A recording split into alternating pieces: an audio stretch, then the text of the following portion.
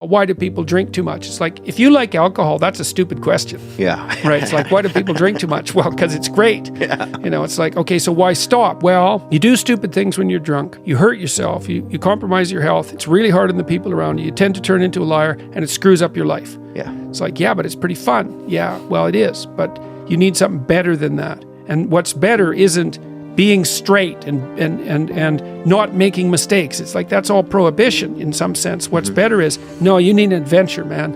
You need to get out there and have something to do. Yeah. And something worth waking up for. And that's the substitute for the addiction.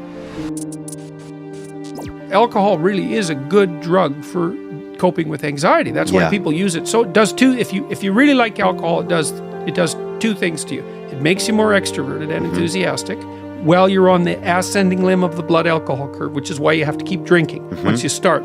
Because if you plateau, that goes away. So you got to keep drinking. Okay, so that's one thing. It makes you more enthusiastic and more full of positive emotion. And the second thing it does is reduce anxiety. Yeah. And so if you are a bit more socially anxious, and you also have that positive response to alcohol, which everyone doesn't have, by the way, then it's a great drug. But the problem is, it's a great drug for the moment. Right. Right. There's consequences. Alcohol has exactly that effect. It is a great anti-anxiety drug, but it does stop you, and you said it stopped you from learning the skills that you need in a social circumstance to be able to cope with that. So then it actually stops you from dealing with the anxiety. You don't have to learn how to overcome it. That's not good. People who drink regularly, so this again could be just 1 or 2 drinks per night, or it could be somebody that drinks just on Fridays or just on Saturdays or maybe just on the weekend, 2 to 4 drinks.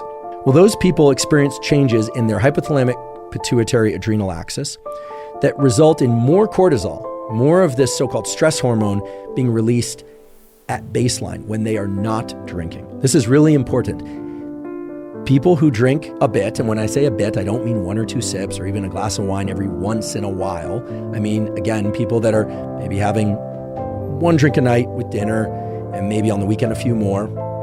Again, I offer a bunch of different patterns to explain how it could also be 2 or 3 drinks on Friday or 6 drinks only on Saturday. Well, all of those groups experience increases in cortisol release from their adrenal glands when they are not drinking. And as a consequence, they feel more stressed and more anxiety when they aren't drinking. This is a seldom talked about effect of alcohol because so often we hear about the immediate effects of alcohol, right? And we've been talking about some of those effects. Effects like reducing the amount of stress. I mean, how many times have we heard somebody say, oh, I need a drink, and then they have a drink and then they calm down. Now they can shake off the thoughts about the day's work. They can start to think about things in a maybe more grounded or rational way, or at least they believe that, or they can somehow just relax themselves. Well, while that very well may be true, that it can relax them, when they are not drinking, that level of cortisol that's released at baseline has increased substantially. Again, this relates to a defined neural circuit between brain and body, and it has to do with the ratio of cortisol to some of the other hormones involved in the stress response. What would have life been like for you if you were addicted? So you don't have a career anymore. No. Right? So you've given all that up and failed. So that's fun. So that's going to drive you even more towards drugs. So why quit drinking? So I don't end up in hell. Hey, there's a reason to stop. And then if you make that hell real, it's like, here's all the details of my personal hell. Yes, let's avoid that. Right. So then you have something to run the hell away from. If you're starting to put your life together and you have friends that object, those are not friends. Those are just people you know.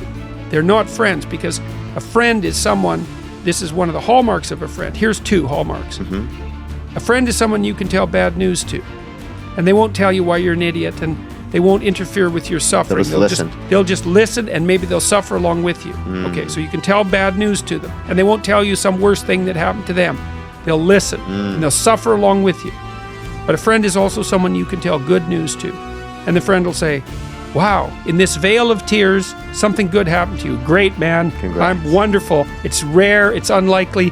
Good for you. I hope 10 more things like that happen. And they're not envious, and they're not jealous, and they're not one-upping you.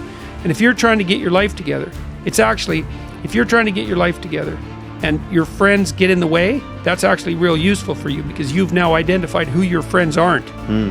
And you might think, well, I can't give them up. It's like, oh, yes, you can. And not only can you should, and it would be better for them. Because if they're aiming down and they want you going down with them, there's nothing good about what's happening to them, and there's certainly nothing good about that for you.